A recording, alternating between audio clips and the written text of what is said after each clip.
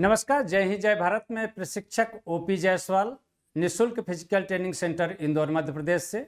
जो भी मध्य प्रदेश पुलिस आरक्षक भर्ती में सम्मिलित होने जा रहे हैं, उन्हें कुछ आज डॉक्यूमेंट्स के बारे में विशेष जानकारी देना चाहते हैं, जो इसको पूर्णतया तैयार कर लें, जिसकी वजह से आप किसी भी प्रॉब्लम में न आए। जैसा कि आपको बताया गया है, पहले शारीरिक प्रवीणता परीक्षा में सम्मिलित होने वाले उम्मीदवारों हेतु परीक्षा केंद्र में साथ लेकर जाएं। ये सारे डॉक्यूमेंट्स आपको साथ में सीक्वेंस वाइज सीक्वेंस बना के लेकर जाना है। ये नहीं कि अलग अलग कोई भी ले जाए, वहाँ पर परेशान होते रहें, कोई डॉक्यूमेंट्स इधर हो जाए कोई इधर हो जाए। इसी तरह ऑनलाइन परीक्षा में सफल होने के संबंध में पीवी की वेबसाइट डाउनलोड किया हुआ है, सूचना पत्र है, वहाँ से आप इसी तरह सीक्वेंस जमाएंगे। आधार कार्ड आपका होना चाहिए। उसके बाद जन्म तिथि प्रमाण पत्र होना चाहिए, जन्म प्रमाण पत्र जिसको बोलते हैं। शैक्षणिक योग्यता प्रमाण पत्र होना चाहिए आपका, 10वीं 12वीं के जो मार्कशीट है। जाति प्रमाण पत्र होना चाहिए। मूल निवासी प्रमाण पत्र होना चाहिए। मध्य प्रदेश रोजगार कार्यालय का जीवित पंजीयन सर्टिफिकेट होना चाहिए आपका। उसके बाद ऑनलाइन परीक्षा में सफल होने स्वयंसेवी, नगर सैनिक, होमगार्ड में जो सम्मिलित हो रहे हैं ऐसे अभ्यर्थी, इनकी आयु सीमा की छूट के लिए और जो उनके कोटा मिला हुआ है 15%, 10%, उसके लिए सर्टिफिकेट होना जरूरी है। भूतपूर्व सैनिकों के लिए जिला सैनिक कल्याण बोर्ड का जो सर्टिफिकेट होता है, जो मान्यता प्राप्त है, जिसकी वजह से आपको छूट मिलने वाली है, वो सैनिक अपने सर्टिफिकेट बनवा लें।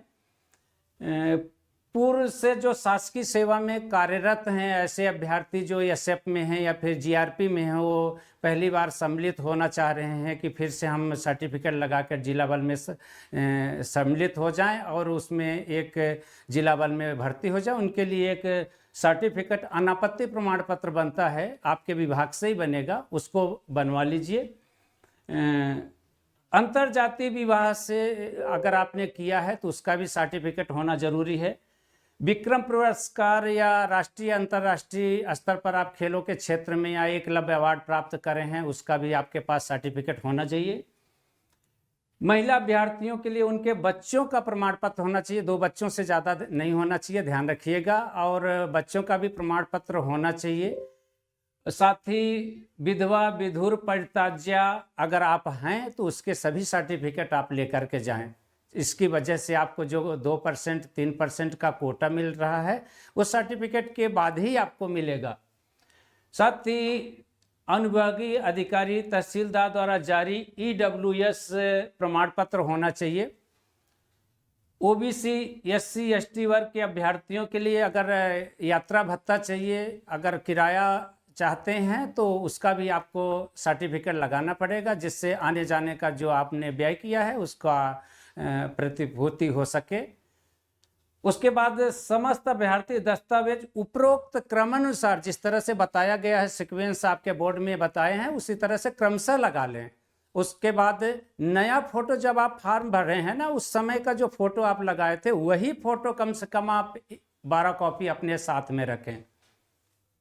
समस्त अभ्यर्थी आधार कार्ड EKYC हेतु यदि आधार कार्ड ब्लॉक किया गया है तो अनब्लॉक करा लें, उसको चालू करा लें। कहीं ऐसा ना हो कि ब्लॉक हो और वहाँ पर जाके परेशान होते रहें, फिर ऑनलाइन का चक्कर काटें कि अभी तक ब्लॉक पड़ा है मेरा, तो उसको अपडेट करा लें जा करके।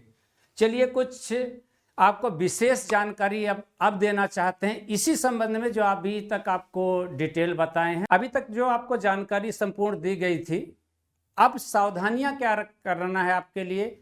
जो अभी पर्याप्त समय है, इसको डॉक्यूमेंट्स की पूर्ति कर लें। कन्फ्यूजन को दूर करने के लिए कुछ अब चीज़ें आपको डिटेल में बताई जा रही है। अगर आपका इस बार मांगा नहीं है, फॉर्म भरते समय मांगा नहीं है पंजीयन, जीवित पंजीयन, मगर फिर भी आपका अगर डेथ हो गया है पंजीयन रोजगार कार्यालय का, उसको जीवित करा लें। और ध्यान रखें कि जीवित पंजीयन और पुराना पंजीयन दोनों लेकर जाएं। अगर आपका समय से बाद आपने अपडेट कराया है, नया जीवित पंजीयन बनाया, तो एक 10 रुपये का स्टाम्प पे आप उसका एक प्रमाण पत्र बना के ले जाएं, एक तरह से एफिडेविट लेकर जाएं उसको। दूसरी चीज विशेष ध्यान रखने वाली चीज है कि जाति प्रमाण पत्र, निवास प्रमाण पत्र, समग्र आईडी, आधार कार्ड, इन चारों का निवास एक होना चाहिए। अक्सर देखा जाता है कि जाति प्रमाण में निवास कहीं का है, तो समग्र आईडी में कहीं का है, आधार कार्ड में कहीं है। तो आधार कार्ड में जो आपका एड्रेस डाला हुआ है वही जाति प्रमाण पत्र, वही निवास प्रमाण पत्र, वही समग्र आईडी, चारों में वही एक ही होना चाहिए। चलिए आगे जाते हैं। आधार कार्ड में अक्सर आप देखे होंगे कि सिर्फ सन लिखा रहता है, तो सन भर न रहे, उसको अपडेट करा लें। उसमें दिनांक, मंथ और सन तीनों चीज़ें होना चाहिए। ये तीनों चीज़ें उसको भी अपडेट करा लें। आधार कार्ड में बहुत सारे बचपन के फ़ोटो बने हुए हैं, तो बचपन के फ़ोटो होने के कारण क्या होता है कि जो आज के युवा हो गए हैं और बचपन की छोटे फोटो लगी, तो उसके कारण से कई एग्जाम में जो बच्चे गए हैं ना, अभी SSC GD में उनको आउट कर दिया गया, उनको इन नहीं किया गया। तो इसका ध्यान रखें कि अपडेट करा लें। नया फ़ोटो जो आप फार्म में भरे हैं ना, वही फ़ोटो फिर से आधार कार्ड में अपडेट करा लें। विवाह प्रमाण पत्र आवेदन फार्म में अगर आप सम्मिलित करें हैं फॉर्म भरते समय कि मेरा विवाह हो चुका है, चाहे महिला हो चाहे पुरुष हो, वो विवाह प्रमाण पत्र जरूर बनवा के लेकर जाएं। शादी की उम्र ध्यान रखिएगा कि बहुत से लोग शादीशुदा लिख देते हैं मगर उनकी उम्र 21 साल से कम है, और 21 साल 18 साल में 17 साल में करें तो ध्यान रखिएगा कि 21 साल पुरुष हो या महिला, उनकी शादी की उम्र होनी चाहिए। ये सर्टिफिकेट आपके पास होना चाहिए। 2 बच्चों से अधिक ना हो, ये गवर्नमेंट का नया नियम आ गया, नया रूल है कि 2 बच्चों से अगर ज़्यादा हैं तो आप शासकीय लाभ नहीं ले सकते किसी भी प्रकार का। ये तो पहले बताया जा चुका है कि तलाकशुदा, विधवा, विधुर, परित्याज्या, इसका प्रमाण पत्र आपको जरूर लेकर के जाना है। और ये सभी जो आय प्रमाण पत्र जो बनवा रहे हैं तो ध्यान रखें कि आय प्रमाण पत्र में पिता का होना चाहिए। आय प्रमाण पत्र पिता का नाम से होना चाहिए। आप स्वयं का बनवा के ले जाते हैं कई लोग। खास तौर से ध्यान रखें SC, ST, OBC और EWS के अभ्यर्थी इसका विशेष तौर से ध्यान रखेंगे कि जो आय प्रमाण पत्र बना के ले जाएं।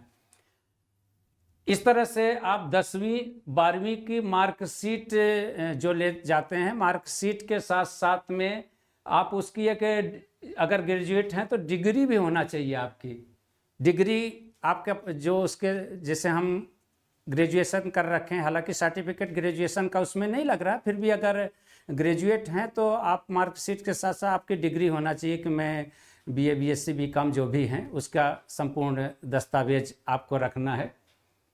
उसके बाद SC, ST का इस बार पहली बार ऐसा नियम आया है कि रोल नंबर मांगा था कि जिससे आपका वेरिफिकेशन किया जा सके कि आप 8वीं कहाँ से कितना पढ़ें। तो बहुत सारे बच्चे जो जानकारी के अभाव में जल्दीबाजी में गलत रोल नंबर डाल दिए हैं या फिर जो भी डाल दिए हैं, तो आप एक एफिडेविट बनवा लें। एफिडेविट लेकर के जाएं कि मुझे उस समय जानकारी नहीं थी या जो भी है, एक एफिडेविट लेकर के जाएं। गलत जानकारी डाल भी दिए हैं, अगर सही है तो बहुत अच्छी बात है।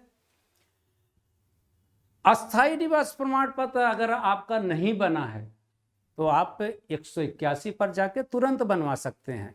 अस्थायी निवास प्रमाण पत्र और जाति प्रमाण पत्र, ये 2 प्रमाण पत्र ऐसे हैं कि आपके तत्काल अपडेट हो जाते हैं। आप ऑनलाइन पर जाइए और तुरंत इसको करा लीजिए, आपको परेशान होने की ज़रूरत नहीं है, वो तत्काल ऑनलाइन वाले बना देते हैं। और इस 12 फोटो जो आप फॉर्म भरे थे उस समय का ध्यान रखिएगा कि 12 फोटो उसी समय का पासपोर्ट साइज का लेकर जाएं जो आप फॉर्म भरते समय लगाए थे।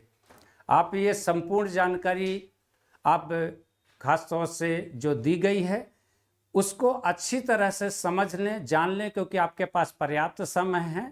और अगर यह वीडियो अच्छा लगा हो तो आपको जय हिंद, जय भारत।